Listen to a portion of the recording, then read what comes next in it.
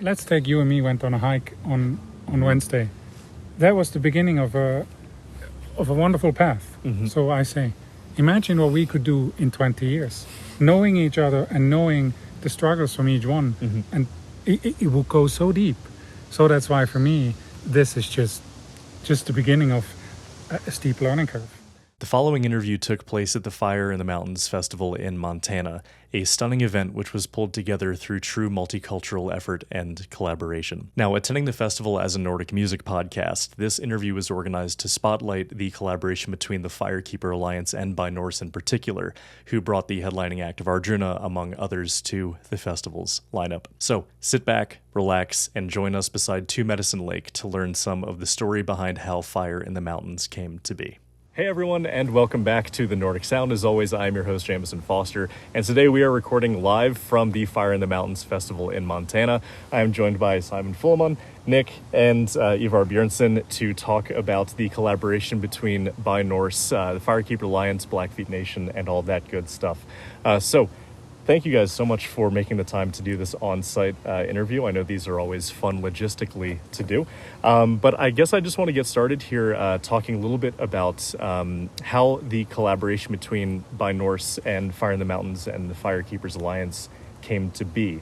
So maybe starting a little bit about how the idea came together. Whoever wants to go first. I'd say that ByNorse, we are towards the more late stages of this whole idea. So that would be Nick, I was. Yeah. So please, start. Nick, yeah. So I'm lucky enough to work at an alternative high school on the Blackfeet Reservation with some really incredible people. And our director now, Charlie Speicher, was lucky enough to attend the last two Fire in the Mountains out of Jackson Hole. And watching him return from those trips, just glowing, was really cool. And when he was so excited for the next one, and when he found out it was shut down, he was really distressed, and I could tell. And I think he just envisioned it here and said, we can do it here, and really wanting it to happen again. It was the community that drew him in. It was the love and the care that he found at the festival that drew him in, and the relationship to the land. Those two things combined, and that's why he, believed that this location was good. And so I believe he just typed up an email to Jeremy, the owner, and said, why don't you come and take a look at our land? Mm-hmm. And I think you'll like what you see, and I think we can pull it off here.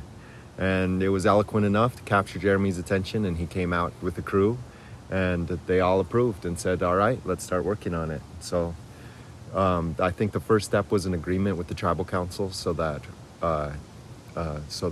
we had the authority to do it here. And it's been really cool to watch Fire in the Mountains work with the Blackfeet really closely to ensure that that we did it the right way, and that it's values-based, and that it benefits the community. And so I'm pretty sure that Fire in the Mountains has asked Wardruna to play before. Yeah, there's a long story there. Yeah, and so they wanted to take another shot at it, and I was really just blown away at how serious everybody took it, and that's what led to the meeting, I believe. And yeah, let you guys take it from there. Yeah, cool. I also have a feeling Ivar has something to say about, because you did headline the last Fire in the Mountains, so. Yeah. If you maybe want to take it up from sort of how it got from the last festival into this one. Yeah, I can take the 22 edition, yeah? Mm-hmm. Yep. Fantastic. It came through, of course, Simon was the first goalpost, since he is also the manager of Enslaving. Mm-hmm. And it was presented, and it's we have he knows us, and we know him, so he said, I have something you will like, and then we know we're gonna like it. He's not it's not the classic cartoon manager of like just go through here, boys, and it'll be fine. It's some horrible meat grinding sausage factory. It's genuinely, you're gonna love it. He knows what we like, and yeah, so we went there, and it was one of the best weekends of my life, I have to say. Fantastic week. just everything, the concerts, the area, the people, and that experience. That's some, I would say, as an artist, but also generally being in the music business, ByNorse, or a music interested person. That thing where you can travel wherever in the world, and you meet people, might look different, talk different, have different visa procedures for getting in there. No offense. And we're known for ours. but the minute you meet the people, you start talking, it's like, hey, it's the same. Mm-hmm. We're all across all, variations. It's the same beating heart for the same things. So that was just wonderful. And reported all that stuff home, stayed in touch. Shane from Wayfarer, who's also part of the Fire in the Mountains organization. Simon organized it so that they went on a tour with Enslaved. It was just like instant family. And I think that's a good point in the story to hand over to you, Simon. Yeah, please. How we go into this one. The good stories always happen when many things align. Mm-hmm. And when I have to give a lot of props to Jeremy. Of course. I wish he could Shane. be here, but he's running around like a headless chicken, making sure everything works. Same with That's- Charlie. Yeah. For everyone. Yeah. Like Charlie brought it here, but his vision of doing this kind of festival that resonated so much with us, with the values and what we do, brought this into motion. So there's so many different things that just came together. Mm-hmm. And when he wrote to me for, Ivar to curate the festival, and we invited Job and Steve Fontil, that's where the beginning was of like, okay, we're on the same boat here. Mm-hmm. We have the same things. We like the same music. We have the same drive to do what we want to do. So that's when we stayed in touch. And of course, for me it's important when Shane was part of it and invited Enslaved. I was since then I was like, how can I pay back? What can we do? So that's why for me it was logical when an Enslaved tour came to ask, is there room for Wayfarer to join? And that led to that. And then Jeremy came and said like, hey, we're moving here to your wonderful territory and we would like Wardruna to play. I was very skeptical because of what Wardruna demands. Yeah, it's value, and we worked really hard to come to a point where what we present has a certain value, and you saw it at Red Rocks. Yes. It takes a lot of energy, so we need to find somebody that matches that to pull it off. But he was like, I can. I was like, all right, okay, I trust you. So they came to Bergen last year and we sat down. Letizia was involved too. Had a wonderful meal. I remember the table, I remember the restaurant where I was, and we talked about it. And the idea was also from Jeremy, so like, would you not want to be involved a little bit more? And I was like, of course. I see this could work out well.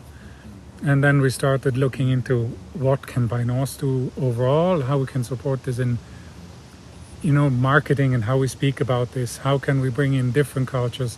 What is the cultural value we can bring with the Sami people over here compared to Blackfeet, and how we can make them meet? And it was really a discussion from the beginning of how can we make people meet, and how can this create an environment where people go like, I wanna be part of this and buy a ticket.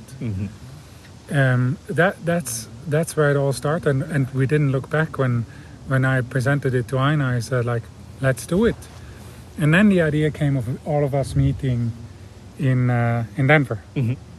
And those hours, just Robert coming in and presenting the gifts and the offers, that I told Nick, I still have it on my desk every day to calm it. It just does something to me. I can't explain it, but it does something to me. These are all these small parts that lead up to a big picture that you need to acknowledge and also give credits to. and that's why we're sitting here. Yeah. So that when I now met these people, he was changed. He was like all the people that were sitting there, especially you and Robert. He was like, "Oh, okay, there is some deeper connection there that we need to, we need to live and to do." And you see how he is here. It's it takes a lot in him. It's he's very smitten by everything, which I understand. Ivar and me, we're every evening we go back at 7 o'clock just to process things, and like yesterday, and then we come back, and then it's so much. So you see, all these things make what this is today. Yeah, for sure. And it, mentioning that very first Fire in the Mountains that I went to was the 2022 one where you headlined. That was even where you and me met. Matthias just pushed me into you and said, go say hi. I was like, nah. But no, like that I remember that festival so clearly having, such a powerful impact on so many people who went. That was my wife's first metal festival ever after a childhood of not being allowed to listen to that satanic music. Wow. And so for that to be her first metal festival, anyway, that was just, I know for everyone who went, definitely had that experience walking away from it. And then that's what made it sort of all the more important when everyone sort of had to come together to try and, keep it alive in Jackson against all odds. And then, seeing how it went dormant for so long, and then it sort of came back with a bang, right? With the announcement, it's like, no, it's going to be here in the Blackfeet Reservation. With the Wardruna announcement headlined in the ByNorse collaboration, it's just like, wow, it's not coming back with a whisper. It's like, no, we're back, baby. And that's really what it feels method, like. Yeah, the volcano method. I love it. Yeah. When you do a festival like this, so remote, in a land that is known to you, but everybody just looks at it on pictures, which you're not known, like I said in the talk, you need convincing arguments to people to do the jump. Yeah. Because everything is so convenient in our world. So to do something that is a little bit inconvenient and takes efforts to do, it was from the beginning, it was very important to me to have this alliance that we go out with power. That people see like, okay, this is not just a festival, it's more. And there's an alliance coming to it. There's hundreds of people that believe in this. That was important to me to get that out there, so people actually take the drive up here and come and see it, and become the ambassadors that we are. Because we saw it in latest October.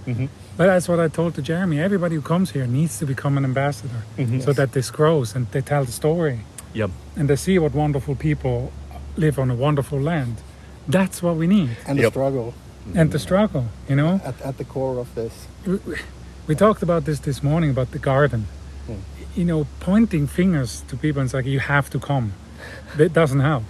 But if you create the most wonderful garden with the best growing apples, everybody comes into your garden and says, I want that apple, not that one. And that's what I said from the beginning. If we create something like this, then everybody goes like, I want to go to this festival because it's the coolest one, nicest apple. We reached what we want to reach, and it will grow and bring stuff to the community, and we can do other things. So, sorry for the long talk. But no, you're good. That's why we have you here. It really hit me hard in October. Charlie talking about losing students, and sort of the numbers of the Blackfeet Nation.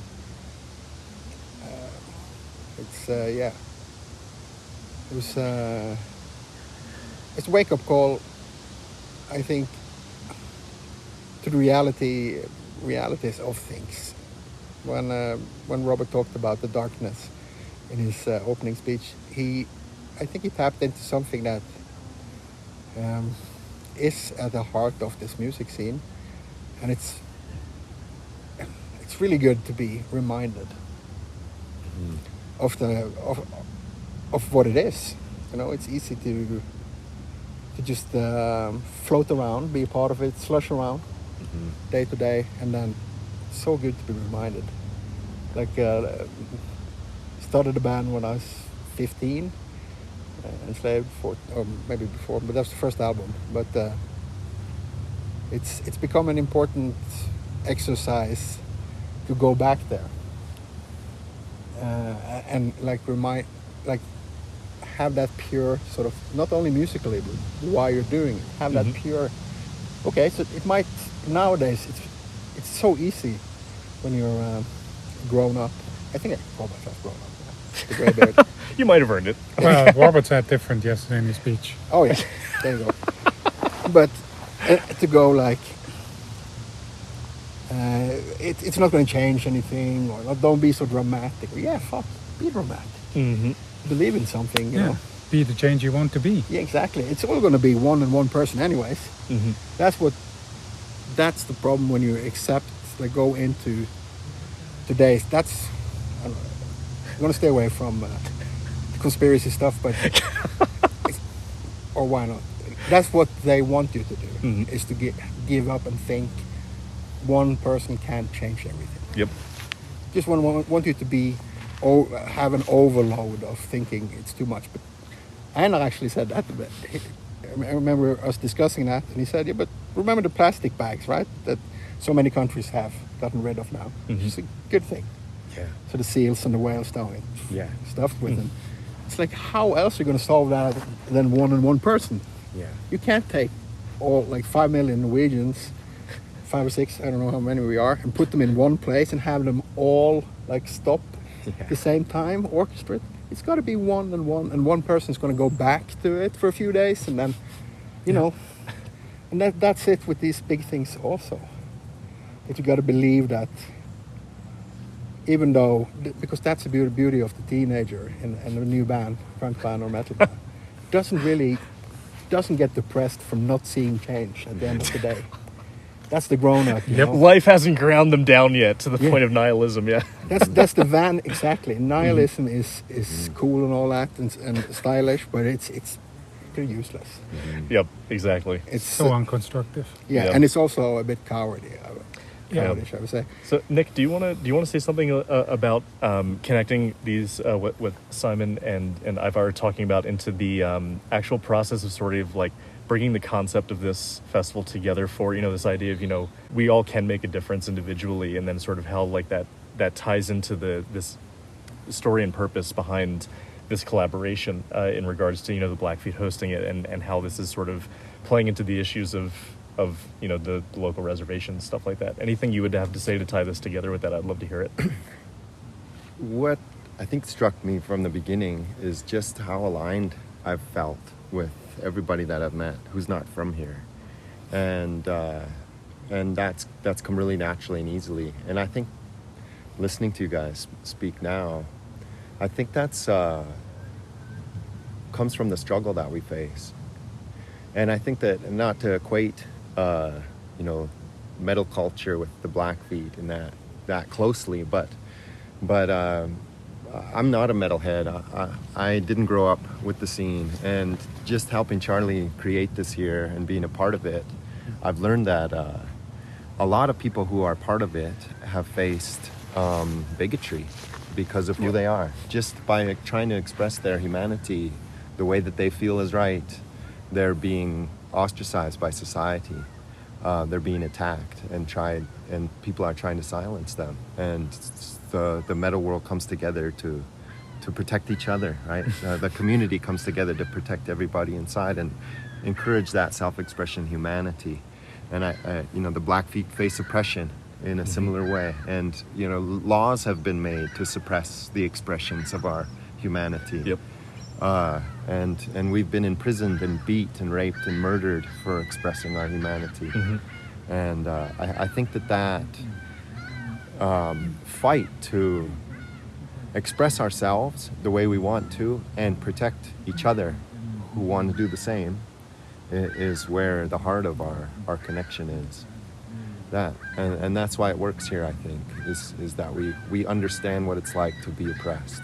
And we don't want that for the world. Yep. Yeah. That's beautifully said, man. Thanks. Yeah, it's just, there a lot of, we were also talking about how, you know, this festival is, you know, you can't just tell people, no, you have to go to this. Guilty as charged. There are a few people at this festival right now because I said, you need to go to this. Yeah. So It's a good thing. Don't get me it's a wrong. good thing between friends. But I also know that, like, you know, just the location itself builds a lot of intention into it, because the thing is, I've actually made the drive from Boulder to this area before because I used to have family in Eureka, which is just on the other side of Glacier. So even as someone who's done this drive many times, I still like the morning came where I was like, whew, I have to do that massive drive, and that's even a shorter one by the average people. You know, not everyone's coming from somewhere as close as Denver, you know. And so I was wondering, like, you know, knowing that this location is not the easiest to get to, and then also other challenges such as camping, even though you guys have the glamping packages and all that, which people are also loving. Just sort of, what else do you have to say maybe on just maybe some of the maybe difficulties, maybe not be the right word, but sort of anything else you guys would have to say about, you know, the new location and having this be presented as a very intentional space that really does not play well with what we were talking about, you know, maybe summarized as convenience culture. Or if you guys have anything else you want to say about the location itself and that sort of event. Yeah. It's special for me because the Two Medicine Valley is named that to represent the medicine lodges that used to be erected here in the summer times. And there were so many people that would come, not just Blackfeet, but other nations to participate in our ceremonies, that we had to erect 2 lodges to accommodate everybody. And it just feels really, I don't know, synergistic that we have such an intentional gathering of people from all over the world now here. It's been a couple hundred years, but this land has seen thousands of people come to celebrate and pray. And it's like a pre-metal festival. Yeah, and perform heavy music for the purposes of healing and catharsis and worship. Yes. And gratitude. And so it feels really right to me. I was talking to these guys just walking through here. I come to this exact location all summer long, every year, and hardly see anybody here and feel protective of it. This is my secret spot. And when I do see people here, I'm my guard's up, right? Usually. Yeah. And now there's thousands of people here, and it feels so good to welcome them here and have them. Yeah, it's beautiful. That's awesome, man. Yeah. So tying this in with ByNorse and the collaboration with ByNorse, yeah, I'm getting called on by these guys. I just had to get one off my face. Look at them. So with the ByNorse collaboration, you know, you guys just gave a wonderful talk sort of about the story of ByNorse. And I guess I would want to condense it down into maybe just like one conversation of how does this collaboration with Fire in the Mountains and the Firekeepers Alliance jive or synergize, to use your word, synergize with what ByNorse aims to do with, you know, how you guys operate as a label and as a place for artists, and with your own mission statements and ideas for what art is. I just want to give either of you the floor for how you see this synergizing with what ByNorse does, essentially. It's okay when I start. We'll allow it. Honestly, I didn't know what to expect because we didn't know. So what we did is organizing this on the premises we know, meaning there's a festival, we bring bands. Yeah? That's what we know. Yeah. We didn't know the environment, we didn't know the people living here, we did nothing. So that was the basic idea, but coming here changed it completely. Even us too, we spoke yesterday. How can we do this different now that we know people like Nick, or seen the community, or know there's musicians here? So for me, it was, let's try to do what we know, but get here and take it from here for where the real start is. Now for me, this begins. Yep. This mission now, knowing how we can do things, is what was needed for me to see to do the right things. We could do all these collaborations, or, you know, doing a special shirt with Wardruna because that's what we know, and bring these bands, that's what we know. But Ivar and me had different discussion about what kind of bands do we bring next year. Yeah. How can the collaboration be between you guys and us differently?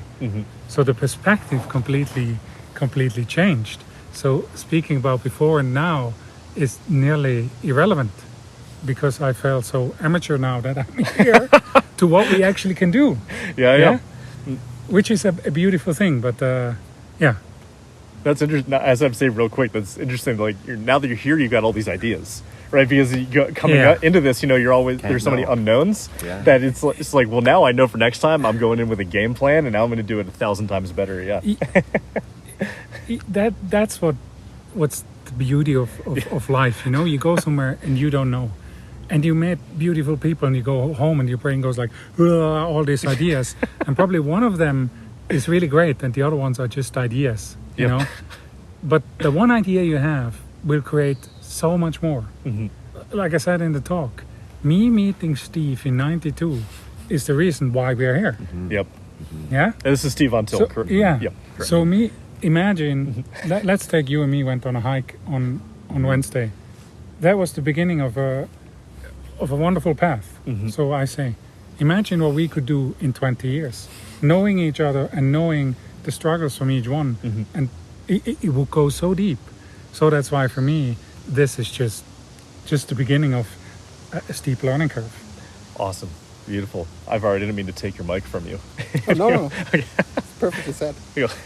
Absolutely, and for me, it ties into this inwards aspect of expression and individualization. I would say connecting the different parts of the psyche through art, and there's the outward. It's the being part of humanity. It's not about. That's what inspires me as an artist. Why mythology inspires me? It's because it's makes you think, makes you ask new questions, find new solutions, and that's why I'm provoked by monotheistic, politicized religion, because it's forcing squares through round holes, kind of thing, and causing lots of damage on the way through. And there's so on the small scale, if you can through art reach one young person that's in despair or loneliness, and that's one of the most magical thing about humans, that you can do this sort of healing in the same way as mythology. You didn't intend upon the sending of the music or the making of the album or releasing of the album. It wasn't that specific, but it happens. People have their interpretations, and just one young person can feel that somewhere they felt a little bit of a spark, and that makes them search a little bit. And if that leads them to be a metalhead, hooray, or the opposite, like this is horrible. I'm gonna be a jazz musician. That's also fine, but you're just causing some kind of movement, and yeah, just with the Firekeeper Alliance and there's something about young people committing suicide that is just too sad to and frankly, without being, I hope I'm not being too crass about it, but it is in one sense understandable, given the treatment and how for what is a person if not sort of the foremost representation of a long chain of history and ancestors. It's sort of like one long person in a sense. If you count time as a dimension, and you'll feel what the towards the back has gone through, and being in a world that still doesn't really offer any kind of either apology or, but quite maybe the opposite, maybe even mockery out of it. It's a very lonely place. So when someone says it could be of help just by coming here and joining in, it's the I feel very grateful and thankful for being allowed to that's value, meaning, purpose. Might not solve anything, but it's it could. And that chance is golden. Yeah, beautifully said. So, I mean, that's essentially all I wanted to talk to you guys about today. I don't like holding people hostage too long at a festival, all the stuff we want to go do and see. But I did want to give any of you three the opportunity, if there's anything else, sort of lingering in your minds about this conversation in general that you'd like to say. The floor is yours. There's one thing that went through my mind for a few days. This coming here, no matter what, is a political statement. Mm-hmm. It is political. Everyone who comes here is political. Mm-hmm. What I love about it, nobody talks about it, just everyone does. Yeah? Mm-hmm. A revolution starts always within. You cannot knock on a castle's door and say like, you do something wrong, please come out. Yeah, you need to be part of it to start a revolution. Yeah. That's what I've been following from the beginning when this was announced and stuff. Mm-hmm. That there was nothing like this. Everybody who came here, everybody who does something, didn't talk about that. It was just, yes, let's do this. We all know what this is. Let's just do it and focus on the good things. That is fucking amazing. Mm-hmm. That's action, louder than words. So I just wanted to mention that because it made an impression on me the last 2 days. Anyone else? I mean, that one's kind of hard to top. Not that you have to top each other. There's always Manowar lyrics now. Is that a good place to cut it? Yes. All right, sounds good.